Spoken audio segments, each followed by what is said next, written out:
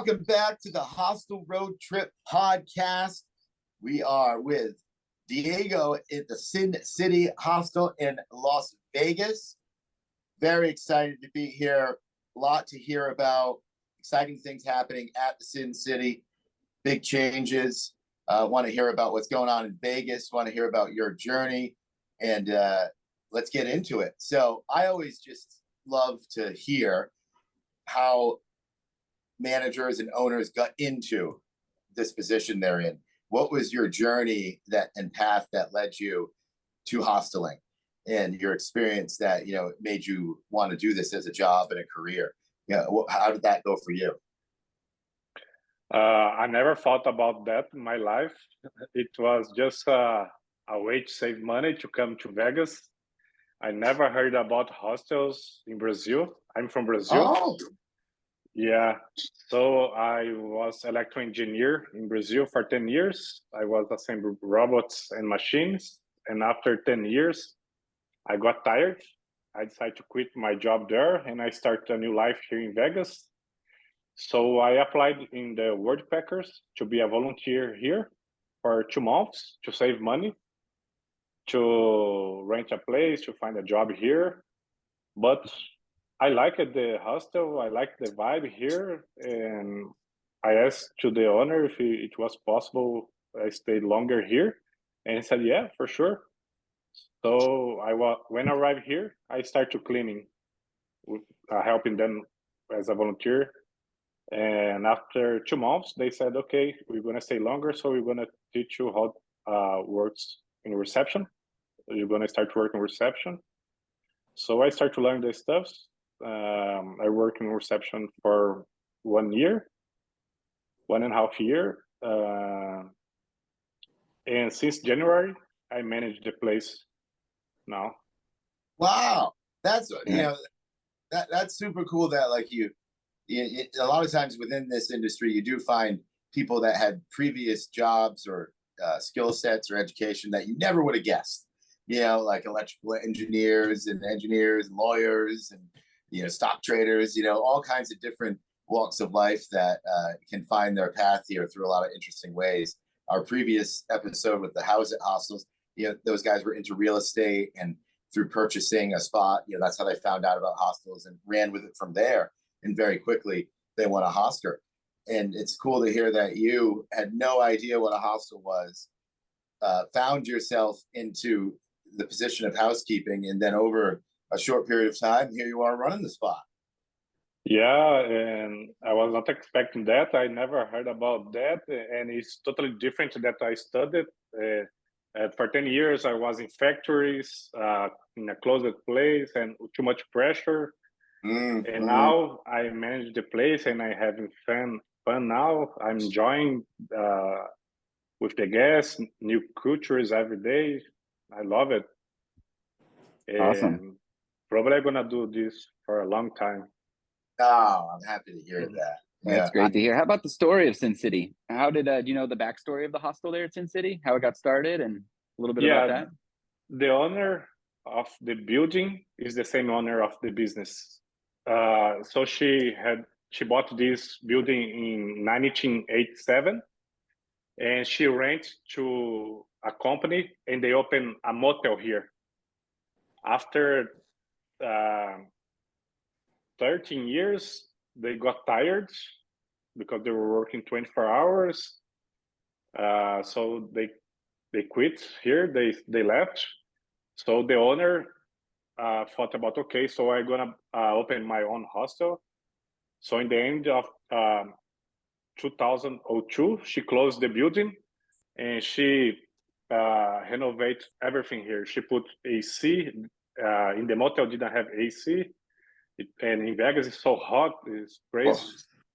Imagine without AC here.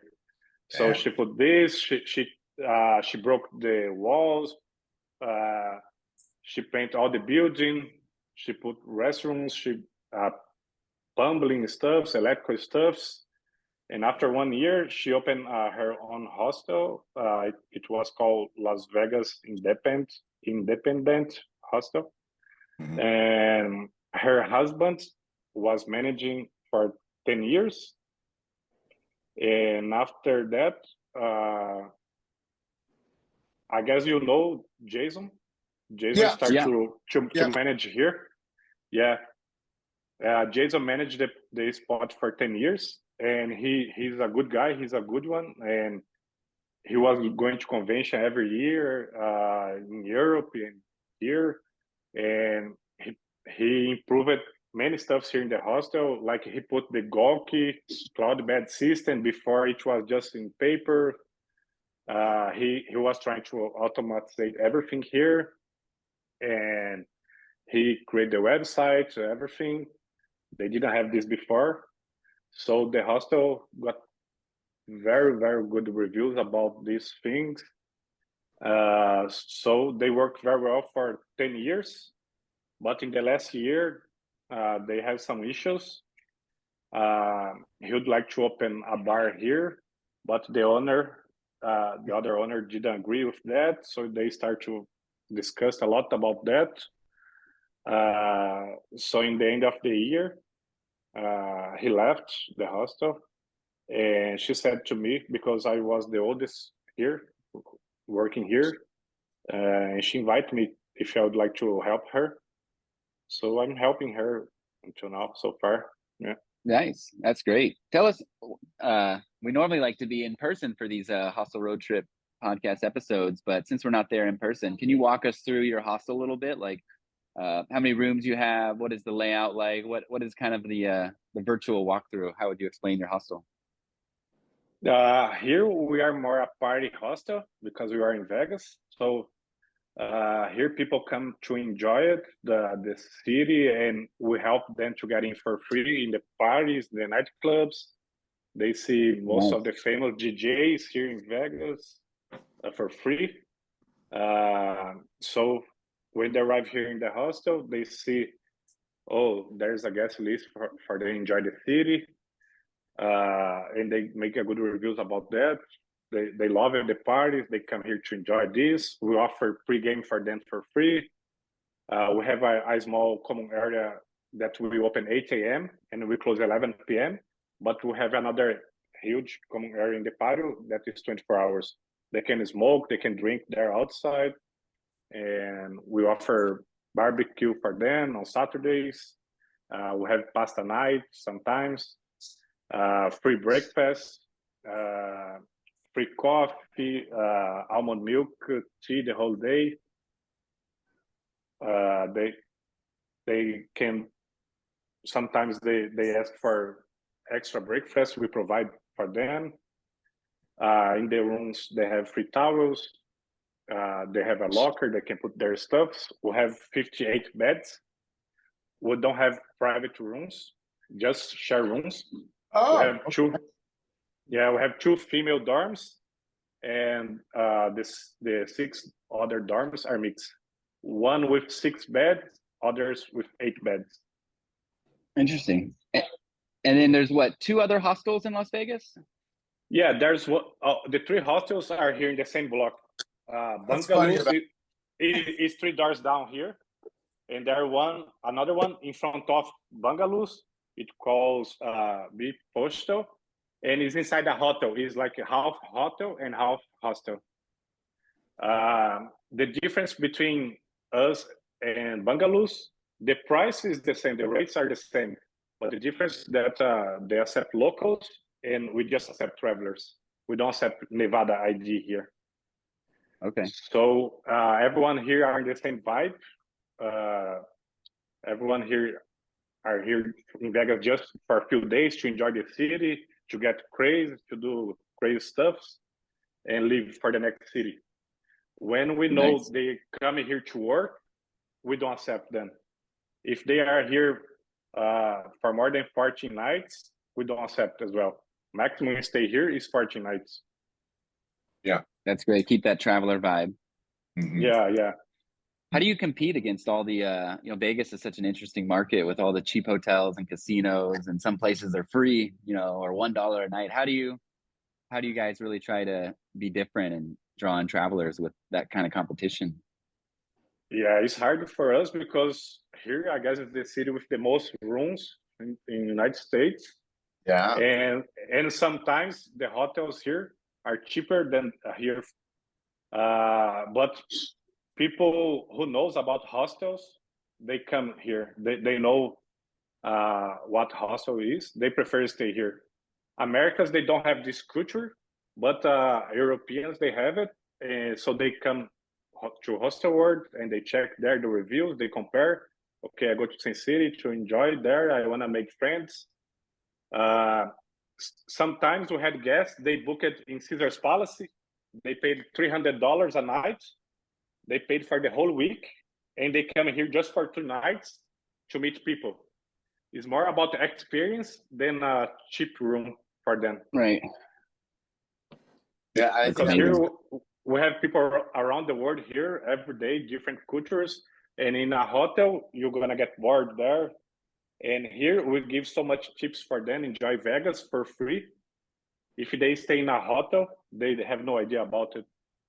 yeah, I always like to make that point that if people are staying at your hostel because it's cheap and the cheapest option, that's the wrong reason. You know, you want people staying at your hostel because of the experience, and that experience you're going to get that's not a hotel. That's when you know you've got a good hostel crowd and a good hostel operation running.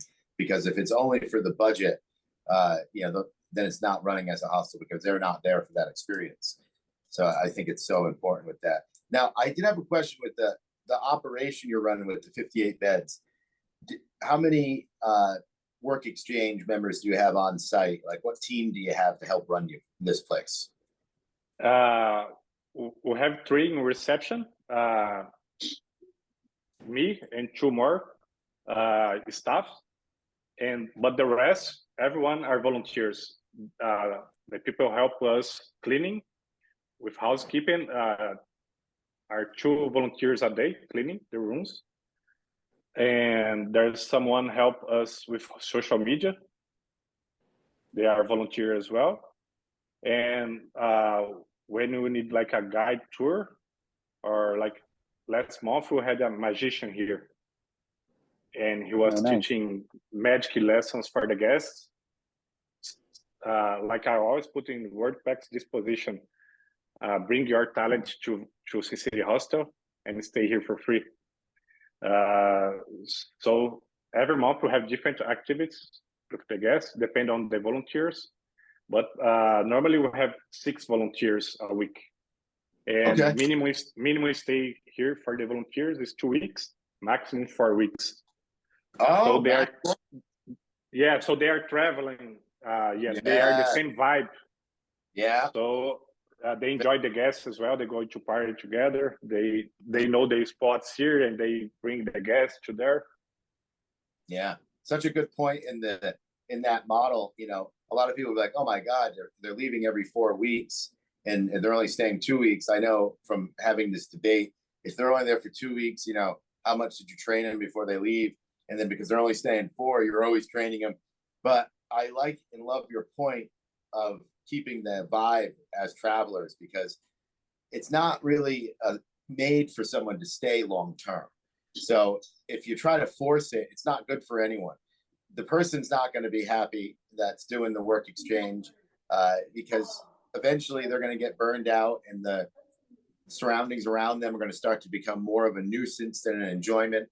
And they're going to really change the vibe of the operation because they live there. So it's really an interesting model to go with the 2 and the 4 week, but I see why you do it and understand how that can keep things fresh and keep the expectations where they should be. So and people try to stay longer. Hey, please make exception for us. I like this hostel. I don't want but after a few days, they start to get used. They start to feel at home, and they start to abuse. They start to do stuff they don't have to do it. I'm here for a long time. They know me, so I can do whatever I want. But it's not like that. And then they set the bad example for the new ones coming in and set the tone. And it can get real bad real fast and then hard to change. So I like your scenario there. And it is an interesting thing of how when they first come to do the exchange, they're very much looking to contribute to the experience and be a part of it. And then as the time goes on, the longer it is, the more that they're not contributing and the more they're taking. And, you know, as you said, abusing that relationship. So that's a wise words and an interesting way to get around that. So good thing there. Do you live on site yourself? Yeah, I live here in the hostel as well. Tell I us have my about that a own. bit more. How are you finding that experience? It's very unique. Yeah, when I arrived here, I was sharing the volunteers room, and I never shared nothing in my life. Oh, It wow. was totally new for me, but I got used to that. I stay in the same room for 1 year, sharing with messy people, weird people, but I enjoy it. Now when the hostel, there's not so much people, I get bored. I want to see people here. I want to enjoy with them. I want to talk to them every day. So now I have my own room here, but I like to come here downstairs every day and talk to the guests. Even my days off, I go out with them and I show the city to them. I show normally spots they don't see on internet. It's a hiding spots. They have no idea about it. I show free stuffs that they can do it that normally they don't know about it. So they save a lot of money staying here with us. That's amazing. That's amazing. You didn't know what hostels were before you got there. What has hostels taught you in life, or like what have you learned from now getting exposure to the hostel industry and hostels as a business? What did it open your eyes up to? I've heard many similar stories, like people like me quit the job after 30s, and they don't know what to do with their life. They are traveling for 3 months, 6 months to find themselves. And it's crazy that I know people around the world. And probably if I was in another job, I couldn't find this kind of people. And now I have friends around the world, and they always invite you. If you go to my country, you have free accommodation. Yeah. So if Right. you one day want to travel for 1 year, I don't have to spend money. Yeah. Nice. Yeah. Oh, always a great thing with a hostel manager. I bring up, like, the whole world comes to you every day. You meet all kinds of great people. You make great relationships, and very rarely will you pay for accommodations again when you travel. And you'll always have the best tour guide from the country. You know, so it is a great advantage to the job. And Bob and I had jobs where you would sit in a cubicle and do that type of thing of finance and law firms. So that's another experience that I know you had working in a factory and manufacturing and engineering. Once you have that type of experience, it makes you really appreciate the hosteling experience a lot more. Yeah, and now I enjoy it. Like before, I didn't like the Mondays, but here for me, it doesn't matter if it's Mondays or Sundays or holidays. I like to work. I like to enjoy with the guests here. Yeah, when it doesn't And feel like work, yeah, that's when you're onto something. I can drink in the meantime with the guests. That's nice, right? You're Yeah, drinking with the this is the customer. most important. Yeah.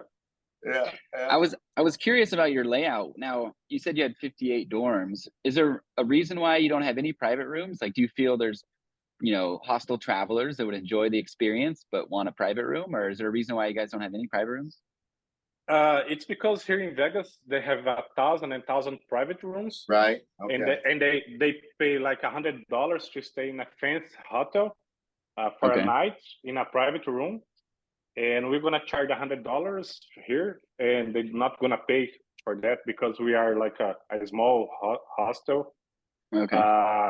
People who want a private room here in Vegas, they want to stay in a fancy hotel here. Interesting. They have pool, they have stuff there to do it, but here we make more money only with share rooms. If you charge, it's rare when someone come here and ask for private rooms. Normally they don't Okay. ask it. They come walk-ins, just know about the share rooms. So don't worth it for us because everywhere here, sometimes it's cheaper than the private rooms there than the share rooms here. So much You guys, hotels here in Vegas. right? Yeah. Yeah, it's a different. Every destination is so different. So it's great for you guys, kind of focusing in on what you can offer. What about co-living? Have you guys find many like remote workers, digital nomads looking to, I don't know, have extended stays in Vegas or? When? like co-living? I know you said you have 14-day limits. Have you guys ever thought about having like a co-living room for like long-term digital nomads that want to live in Uh, Vegas for a couple months? Or what is, I know each destination is no, different, but what is your experience with that in Vegas? like when is this high season here is from May to October. After that, in November, December, January, we have like 5 guests a week, a day. We don't have so much. So we tried in the past to make exception. Okay, stay here 21 days or 30 days, but we got issues. Always when we try to make exceptions, we got issues. Yeah. Yeah, it's tricky. It's a So tricky so game to so play. we decide, like in the beginning they are nice, they are friendly, they help us, but after a few days they get crazy. They start to bring people here. They are not allowed to bring people here. They think they are at home, so they start to make a mess on the bed. Yeah. Here we don't have 24 hours reception, so they think they can come here 24 hours. Yeah, better just So focus on the hostel guests. yeah, so we decided don't do this anymore. We Gotcha. tried this only in COVID. They did that. Like people stayed here for 6 months because they couldn't come back to their country because the airports were closed. So they did this exception for 6 months. But after that, I tried last year, but didn't work out. So I decided, no, never mind, never again. Gotcha. What are you guys going into the high season? What are you guys focusing on to try to, be your best? What does the future hold this summer for Sin City, and what are you guys focusing on to sell beds? Yeah, like now, just started the high season. Last weekend, it was the EDC Festival. Oh, that's a big one. It's the biggest festival here in Vegas, and like 400,000 people in Vegas. Wow. We are sold out here, and you had barbecue on Friday and on Saturday for the guests, 1 p.m. before the festival, for then pregame, get drunk here, and leave to the festival. So we offer hamburgers, vegan hamburgers, hot dogs, snacks, and free alcohol for them. And they made friends here. Oh, you're going to the festival? Yeah, me too, me too. So everyone here worked for the festival. So they went to the festival together. So now, from now, we're gonna start to make barbecues every Saturday until October, and they make a good reviews about us because of that. We offer free breakfast and free alcohol and free barbecue on Saturdays and pasta night on Thursdays. Nice. Now we're gonna start some renovations here in the hostel. We are just waiting for the city permit to start the construction. We're gonna change the reception. We're gonna change the floor. We're gonna paint the building inside. Now we have this temporary reception here, but in the future is gonna go back to front of. We're gonna change the windows. We're gonna change the doors there in front of.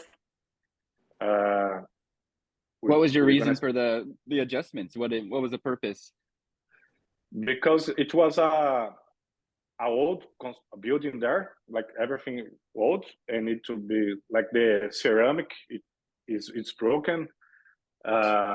So also we're gonna put vending machines there. We never had before, so we're gonna put 2 vending machines, one with soda, another with stuff that normally they ask for, like small shampoos, small soaps. We're gonna sell this kind of stuff for travelers, and also here in this area is gonna turn in a kitchen, and in another common area, in another kitchen that we have it, we're gonna turn in another room. And in this new room, we're gonna put 10 beds with plugs, lights, and curtains. Oh, nice. Yeah, so we're gonna start do this every room, 1 room a month. So first we're gonna start with a reception, 1 room, another room. So I hope until the end of the year we are done with everything. Well, that's exciting. Awesome. And also here in Vegas, I don't know in your city, but here in Vegas they have a program. The city helped us providing $5,000 to improve in front of the hostel, to paint the Oh. outside of the building. You can ask for the city to help you with that, and they give you the money. So we are waiting for that. So if they do this for us, we're gonna improve our sidewalk, our patio. We're gonna paint outside. We're gonna do more graffiti outside as well. We're gonna change the gate, and the city helped this because it's downtown here, so they wanna improve the neighbor. So they help us with $25,000. So now we are in the process waiting for this money. So we're gonna do many stuff this year here. That's awesome. It's always a good thing to research and look for those types of grants and opportunities within your respective cities and states, because there are some cool ones out there that they're happy to give and want you to be a part of, and it could be to great benefit. So that's really cool that you guys are doing that and be able to give it a nice facelift. I was curious. I remember with Jason, in talking with him years ago, he used to say that there were competing hostels that would charge a resort fee just because all the other hotels were charging a resort fee. Is that something you all do over there as hostels? In the bungalows, they do that, but we don't do it. I thought it was funny to have a resort fee. Yeah, I don't know why they charge that, because they don't have even a pool there. Yeah, they don't have any. Yeah. And oh, go ahead. And we don't do that because we read some bad reviews about that in hostel world. Some guests complain about that, saying this is illegal, they cannot do that.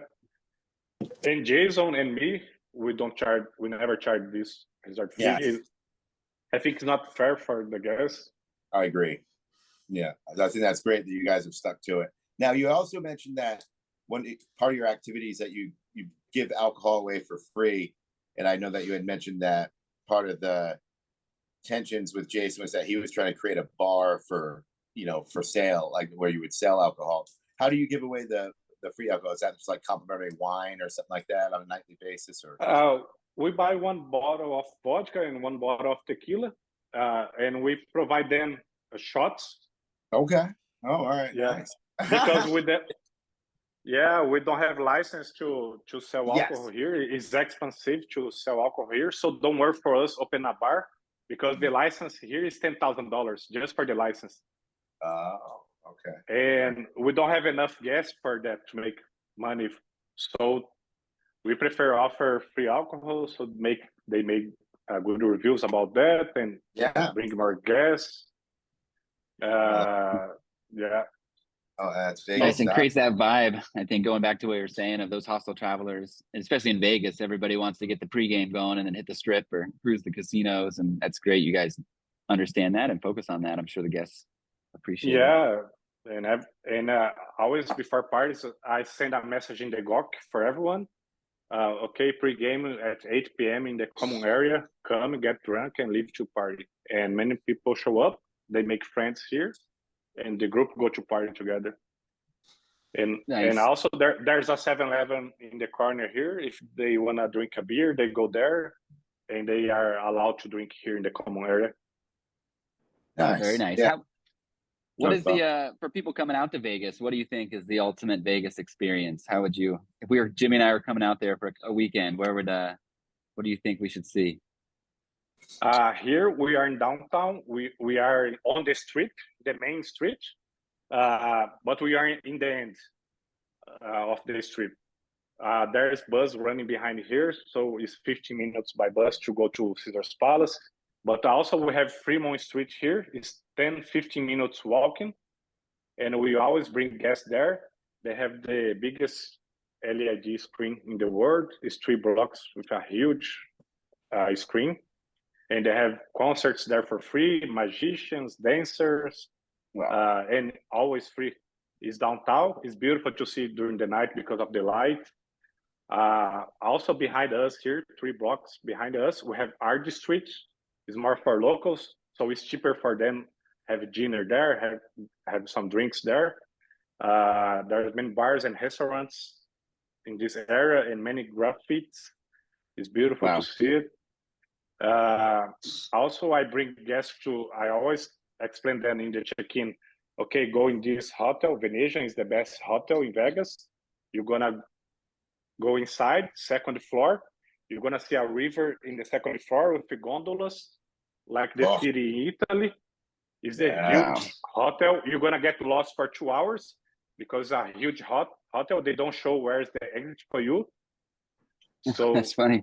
yeah, That's cool. Great tip there. There's no windows or doors. It's hard. Even me, I still get lost sometimes. So after that, I say, okay, in front of Venetian, across the street, and go to Caesar's Palace. Caesar's Palace, you go to the third floor, and there's many stuff to see there, and you're going to spend 2 more hours. After Caesar's Palace, go to Bellagio. You're going to see the fountains in front of Bellagio from 3 p.m. to midnight. And after that, you can go inside Bellagio, and they have a beautiful garden with natural flowers, and it's free to see it. It's really beautiful. So they spend 1 day doing this. Fremont and these 3 hotels. Nice. Normally, they spend 3-4 days in Vegas. It's enough to know the main attractions. Also, they can see the Sphere. I tell them, like, this is a good spot to see the Sphere. And they go there and they take pictures. They enjoy it. Sphere is really, really nice to see it. And like some hotels, I say, okay, this hotel is beautiful only outside. Like the Luxor is the pyramid. It's beautiful outside. Inside, don't waste your time. You can go to this hotel, it's better. Then go there. If you go to the Las Vegas sign, take a Uber or take a bus here. So we expand every day for the guests. Always they ask it about this kind of information. No, those are great tips. Awesome. Especially going into the different hotels and the different floors. That's the kind of stuff that you wouldn't get unless you stayed at a hostel. So great job. And there. also they ask, oh, it's a shame that you guys don't have a pool. I said, yeah, but you can enjoy all the pools here in Vegas for free. You don't need to be a guest in the hotel. So I give to them some tips how they can get in for free in the pools. There you go. Yeah, that's a great tip there. How to get into the pools. Now, how about in closing, how about some tips you might give the aspiring hostel manager or a new hostel manager about living on site and working at the job as a manager? Like, what advice or tips would you give to an on-site hostel manager? You have to enjoy. You have to be patient for this business. You have to like it a lot because you're gonna be available 24 hours. The biggest problem comes to you, and you have to be available to fix it. That and it looks like you are working the whole time, 24 hours. But if you are enjoying, you fix that problem, and you still enjoy the hostel. You are at home. It's good that you have your own room, but also it's good that you can share if you want to with other people and talking to them the whole day. And it's good for me that I didn't speak English before coming here, and I learned it just talking with the guests. Yeah. And most of the time, I stay here in the common area. I don't stay in my room the whole day. I like to stay in the common area, making friends every day.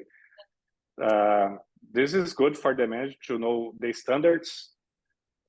After 1 year, oh, this kind of guy is this we have these issues. Oh, this guy is nice. So it's good to know the standards. There are some countries where you already know what kind of problems you're gonna have it living here. Even when you're off, you are walking around the building and you see some stuffs. Probably if you're not living here, you wouldn't see it. Right. Yeah. I think that's some great points just for a person's self-check. You know, I look at hostel managers very much in that way, from having the experience myself and still living on site, even in my capacity now.